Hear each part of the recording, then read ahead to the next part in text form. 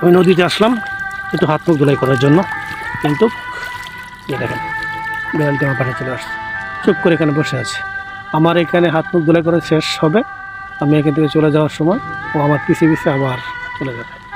দেখবেন, দেখেন আমি চলে গেলাম, রওনা করলাম। দেখেন দেখেন দেখেন দেখেন দেখেন দেখেন দেখেন দেখেন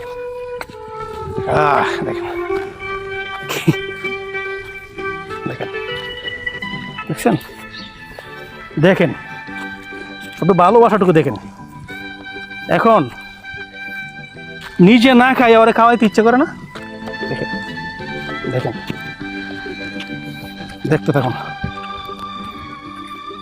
দেখুন দেখছেন, অনেক নিচু এলাকা, কিন্তু কিছু করার নেই। যত পরিশ্রমী হোক সে আমার সাথে নদীতে যাবে। আসো, দেখলেন এখন ওরে খাওয়াবেন না তো খাওয়াবেন কাকে?